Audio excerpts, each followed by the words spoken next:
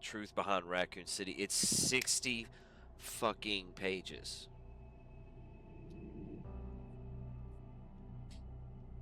It's that hunk, dude. That's great. That's great call. Fucking hunk. Intro. 1998, Raccoon City was devastated by a massive outbreak caused by a viral leak from the pharmaceutical giant Umbrella. The United States government responded by launching a missile strike to wipe out the infected and erected a blockade to seal off the city. 2004, following a court trial, the Umbrella Corporation declared bankruptcy. A complete account of the events was never released. However, in October 2026, it was discovered that the city had been used as a hub for the production and trafficking of bioweapons. This report reveals that the established narrative of Raccoon City incident was falsified and elucidates newly discovered truth surrounding the incident. 1968. To properly understand the truth, we must first go back to the beginning of it all. In 1968, Oswald E. Spencer, James Marcus, and Edward Ashford founded the Umbrella Corporation. Having witnessed the horrors of the Second World War and the dread of the Cold War, Spencer felt a sense of despair at watching the world repeat the same mistakes. He felt it was his duty to bring about a change to humanity. As stated in court records following the Raccoon City incident, his ultimate goal was to bring about the viral evolution of the human race. Thus, he relentlessly pursued virus research through illegal and inhumane means. This fact remains unchanged. 1970s. From the very beginning of Umbrella, the company faced rapid change and intense internal strife, most notably the sharp ideological divide between Spencer and Marcus. According to court records, this conflict was cited as the primary factor leading to the unusual developments which followed. In 1978, James Marcus developed the T virus, which would go on to become the cause of the subsequent outbreak. 1980s. This is a crucial period for understanding the basis of what caused the incident and the truth behind the entire case. We're 11 pages in. This is tight. I need a drink.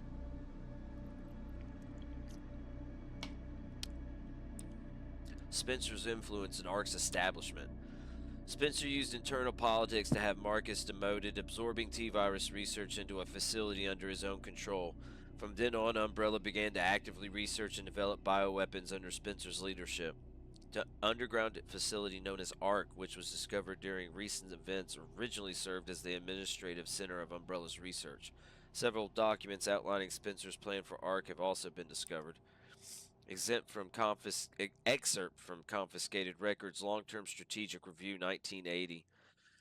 ARC-centric integrated research roadmap. Step 1, concentrated investment into Wesker's plan and the T-virus. Step 2, establishment of ARC as a central command center. Step 3, development of ELPIS. Step 4, memory transfer and forced evolution. This is the first recorded instance of a significant keyword, ELPIS.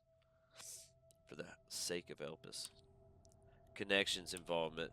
Following documents regarding Marcus's involvement were also discovered. Excerpt from Confiscated Records, receipt of donation, 1986. Shit.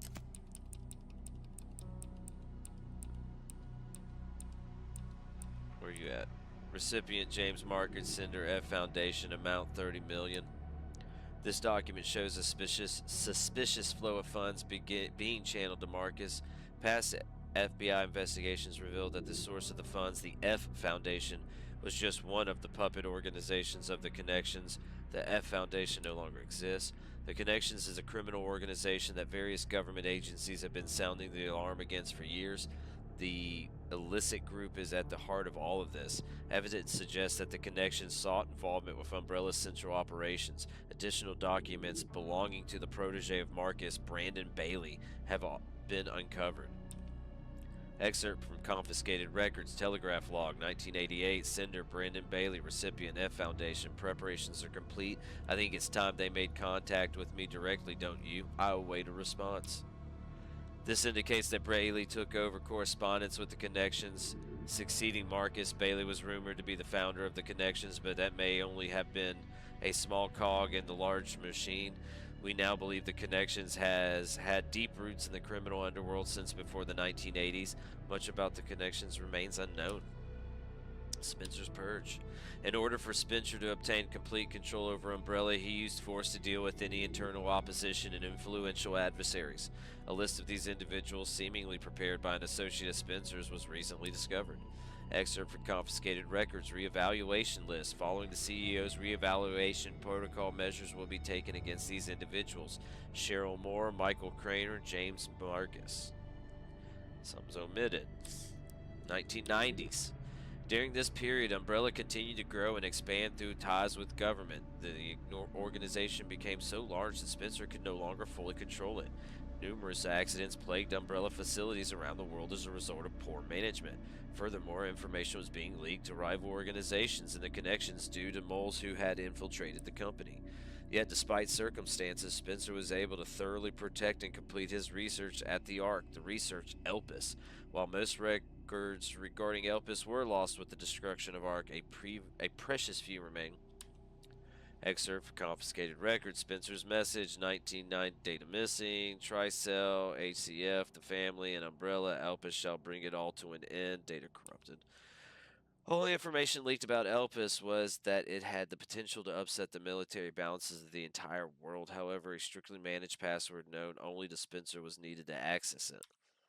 What is Elpis? Elpis is a powerful antiviral drug. However, this was unknown to those who sought it. The connections and the other black market groups mistakenly thought it to be a powerful bioweapon with the potential to control human minds. This confusion likely stemmed from the fierce competition surrounding bioweapons development.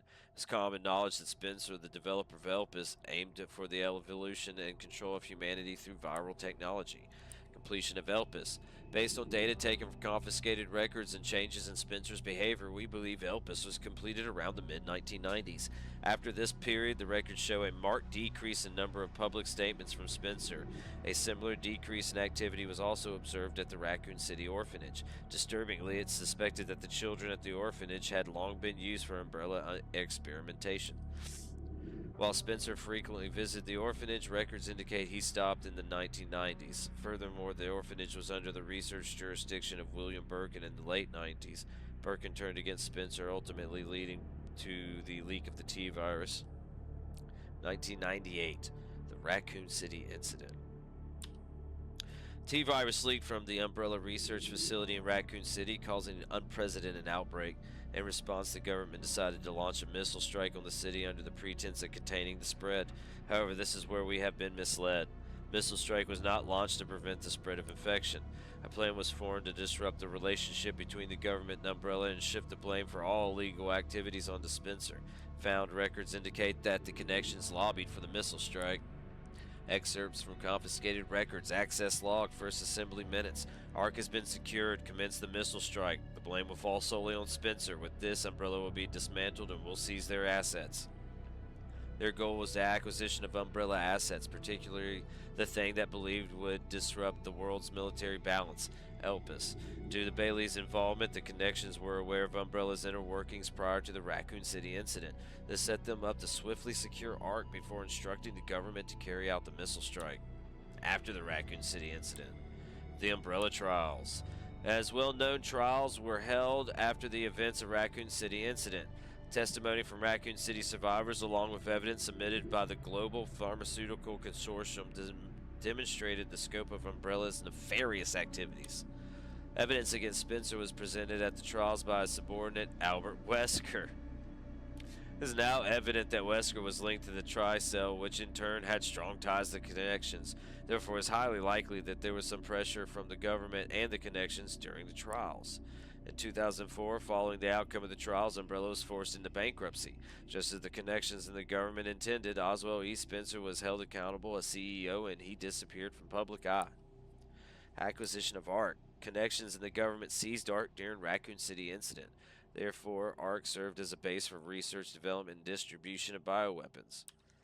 Documents believed to be a transaction list have also been seized. These list Umbrella's competitors along with organizations that were previously found guilty of illegal activity.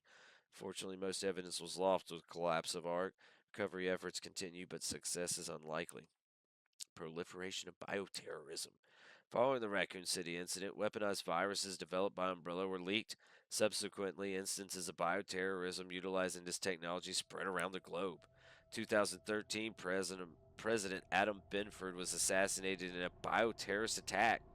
Intelligence agencies report that the president wished to reveal the full truth of the Raccoon City incident.